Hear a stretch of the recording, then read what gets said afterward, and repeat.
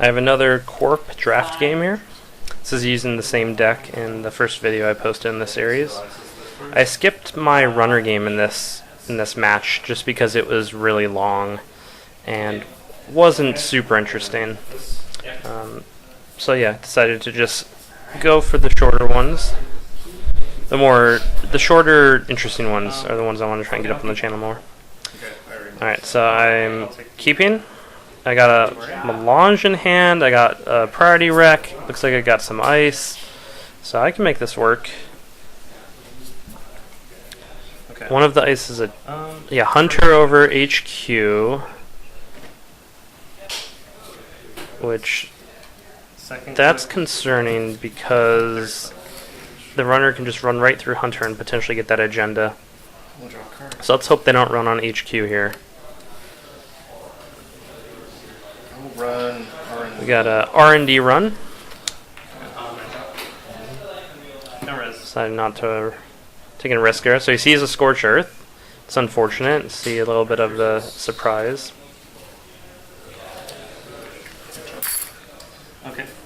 And res the Hunter. Just to trace 3. So it'll cost him 3 of his credits to avoid the tag. Which, if he doesn't want tags, it's probably a smart way to... he's just taking the tag, though. Yeah, you could jack out, but no, I'll take the tag. It depends if, if he has ways to... Oh, he sees the melange and trashes it. Fourth click, remove the tag. Yeah, so he just removes the tag. So he spent a click and 2 credits to remove the tag instead of just spending 3 credits to prevent getting the tag in the first place. I think just spending the 3 is probably the better way to go. Because you can always spend your last click to just take a credit, and then it's the same thing. So if you are planning to take tags, and install money. If you're planning not to take tags, then you should clear the tag as part of the run, as part of the trace. Just spend the 3, because it's the same as spending a click and 2 money, basically. He's got a Maker's Eye in hand. That could be troublesome. This Corp deck has 4 3-pointers. Puts down access to Global Sec, which he's seen some Tracer Ice. It's probably a smart move. And he saw Scorched Earth. That'll help with that. So I get my only Hedge Fund, 1 copy of Hedge Fund in the deck, and drop the Snare. Yeah, well, I'm 4 now. Okay.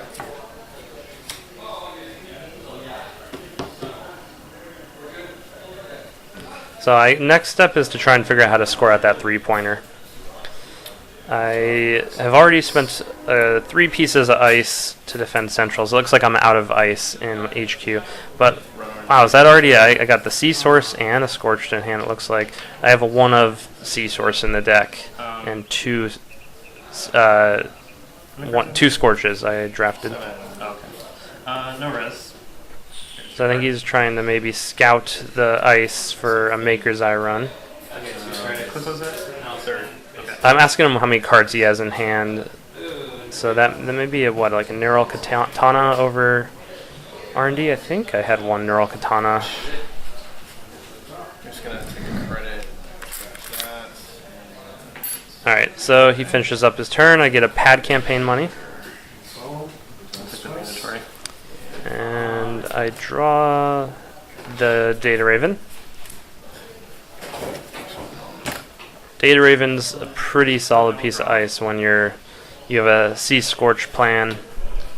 So I think that's the Data Raven over that. And 3rd click, I'll install. And I'm setting up for something. First click draw. I got the centrals pretty well locked down. And a Snare in HQ. Pad campaign is still going strong as well. I'd like a 1 piece of ice over the pad. A pop-up window would be nice to put up over the pad campaign. Something just to make it seem a little more threatening. Alright, so I just trashed whatever that was. That may have been... I'm trying to think what that would be where I didn't want to res it. Could have been the Hadrian's. I have a Hadrian's Wall in there. mandatory draw? I think it was something like that, something that was somewhat expensive, and I had the Data Raven, so I didn't really care. Install and advance phase. All right, so this is a big play. I take a little bit of a risk here. He's pretty low on money, and I have enough to res probably some end the run ice there. So I'm betting that he won't be able to get in here. Second click, I'll run that remote. So he's running on his second click, seeing what's it's Chimera. It is Sentry. All right, so if he has a Parasite here or Sentry Breaker, Parasite would be ideal because I can't think of a Sentry. But I guess no. I'll take Fairies. Are fairies in draft? I don't think fairies are in draft.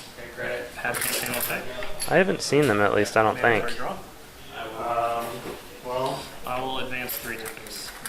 Alright, so I managed to score it out. I think it's Priority Wreck?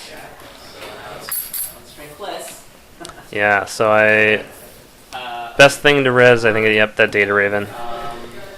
So that tells you something about the ice over HQ as well. The ice above the Hunter must not be anything too threatening. Because if that was Wall of Thorns or something like that, I would have resed it. That's at strength 6. I will spend all my money to install that Crypsis. So he gets his Crypsis online. Just take 2 credits. Your turn. Okay. I scored that Priority Wreck out just in the nick of time. Because that would have been really hard to score out with the Crypsis on the table at that point in the game.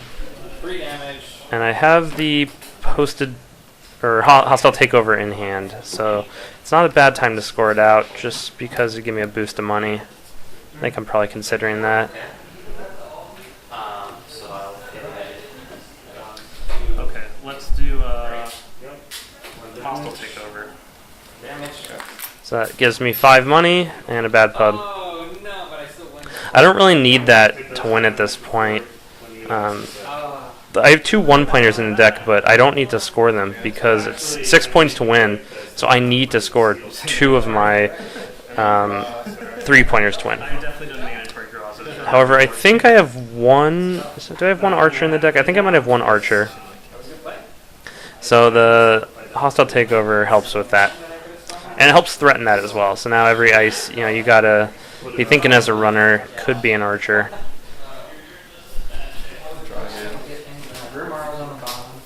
Especially in my runner game right before this, I ran into an Archer and lost a Fem and a Crypsis, which was pretty devastating. You certainly expect things like Archer a lot less in draft. Alright, so he drops a ton of econ right there. Mandatory draw. But I think he just feels there's not enough time for Underworld contacts. That would just take too long to pay out. First click I'll draw. Right, so I drew another government contracts. And so I have 2 of my 4 3-pointers visible to me now. There's 2 more in R&D. There's only 3 agendas in R&D at this point. Yeah, it's taxing you going on. I'll install.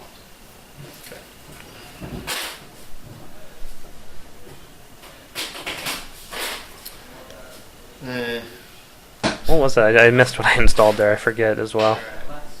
But that it's definitely baiting them in. I feel like that might be a snare. Take 2 credits and run that remote. Okay. It wasn't very valuable, but 3 personal touches on Crypsis. Okay. I will res.